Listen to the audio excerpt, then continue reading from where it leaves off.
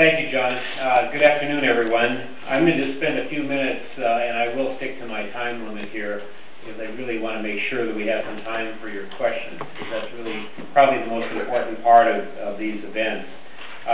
Although I'm a federal judge right now, and for a period of time in the 1990s for 4 years, I served as the chairman of the federal agency that was charged with finding what were then still secret records from the Kennedy assassination and getting as many of them released as quickly as possible to the public. The law that Congress passed, the President John F. Kennedy Records Collection Act of 1992, was a reaction primarily to not only to Oliver Stone's movie, which brought this out to the public a lot more, but to years of dedicated work by researchers who felt that they were still trying to research this important subject with one arm tied behind their back because of the government records. So many from the 1960s were still classified. It doesn't take much to classify a record. That's another problem that still exists in Washington today.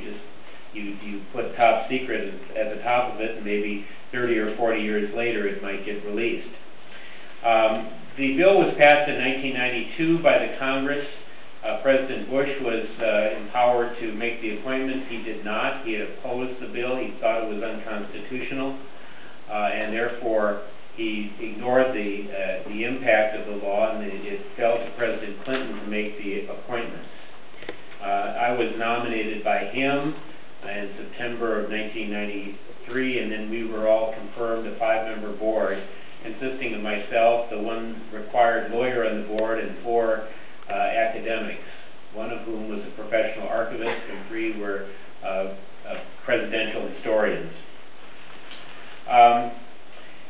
This act put control of declassification of federal records, albeit in a single category, in the hands of an outside independent body for the first time. We were an independent agency within the executive branch, which meant that we were handling executive branch records, which got around the constitutional issue, but we were independent and could not simply be fired by the president. All government records on the Kennedy assassination were to carry a presumption of openness, and agencies were required to organize all of their files, present them to us, along with arguments for why any particular record should remain sealed. After we made our decision, the agency could appeal our decision to the president. There was no part of this effort that was to go before the courts, the president being ultimately in control of executive branch records. We were also to do our best to search for state, local, and private records to be part of the collection, and we were empowered to try to clear up as best we could some of the gaps in the evidence. What we were not supposed to do, and we did not do, we held strictly to this, we did not try to decide what happened. The whole goal of this effort was to find all of the records, release them to the extent possible, and we released just about everything we got our hands on, and then let the public decide. Open the records to researchers, let them look through them, and let the public decide what happened. We made several important decisions at the beginning. All of our decisions were made on a word-by-word basis, which means that no entire document was ever sealed or kept under wraps by our efforts. We would occasionally redacted information, not very much. And I can tell you, we did not redact any information that was centrally related to the assassination story. What we did do, we redacted names of certain intelligence agents who were still alive, who felt that their lives would be in danger and compromised if it was known publicly that they were CIA agents. We used their pseudonyms instead. But for every piece of information that we redacted, we set a release date. And all of those release dates have passed right now. So the only records today that have not been released are a series of records that will be released in 2017. They were not deemed to be centrally relevant to the assassination story, but they contain national security information. The standard that we applied was very interesting. We had to weigh interests here. We weighed interests between the public interest in the document and categories like national security, disclosure of intelligence gathering methods, personal privacy, and presidential security. Well, with the great interest in Kennedy assassination records, we released just about everything. We found that everything really satisfied that standard. We had a staff of about 30 people. We held public hearings around the country. We defined expansively what an assassination record was. There are those who would argue that President Kennedy was killed, for example, because he was going to withdraw advisors from Vietnam. That's a theory that some people express. We didn't take a position on that, but we went out and found all of President Kennedy's administration's records on Vietnam policy and released it. So, I mean, that was the way we did our work, not taking sides in any particular debate, but just getting everything out. We issued over the 4 years 27,000 plus decisions. There were an additional 33,000 decisions that we called consent releases, which was a fancy way of saying the agency wanted the information protected, but they knew we weren't going to protect it, so they gave up. There were no successful agency appeals at the White House. President Clinton signaled early on that we were going to do this work and he wasn't going to interfere with it. And the collection includes all the evidentiary material from the Warren Commission. It includes the voluminous files of the House Select Committee on Assassinations. We found probably about 1.6 million pages of material at the Central Intelligence Agency that all got shipped over to the National Archives and declassified. The total collection today is in excess of 6 million pages.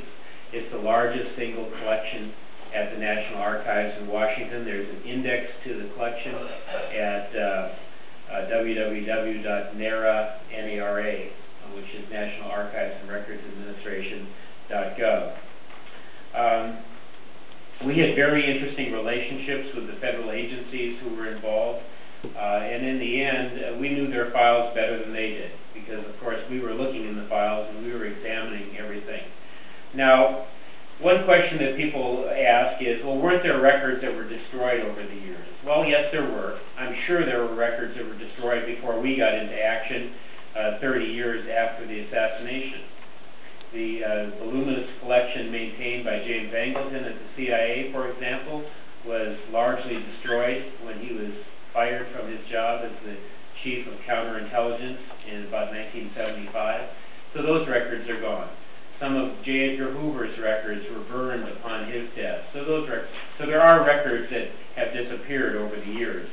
But you know, I found in doing this work that if a record had been destroyed at the CIA, likely you could find a copy of that record at the State Department, or at the FBI, or at the National Security Agency. There were copies of records galore throughout the federal government. So when the Secret Service destroyed a group of records that we were seeking, they said they did so inadvertently. They were the threat assessment records before the November 1963 period. We found copies of all of that in in the FBI agency files. The FBI, fortunately, I like to give them credit for something when I can. They kept all their records in very well organized fashion. You didn't have to look very far to find FBI records. The CIA, on the other hand, they had no clue where records were in their filing system. They were off in warehouses.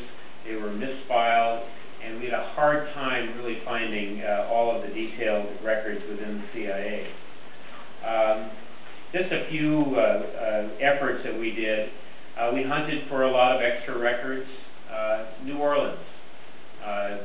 Professor Fetzer this morning mentioned the Garrison investigation and prosecution of Clay Shaw. Well, we went to New Orleans seeking to get as many records as we could.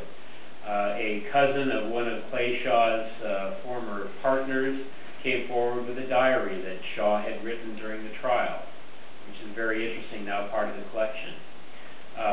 We held a public hearing in New Orleans, and the district attorney said, I will help you with whatever you want. All of our records are yours. Nothing's been destroyed. Well, watching that hearing at the time was an investigator that the DA had fired not long after he'd come on board.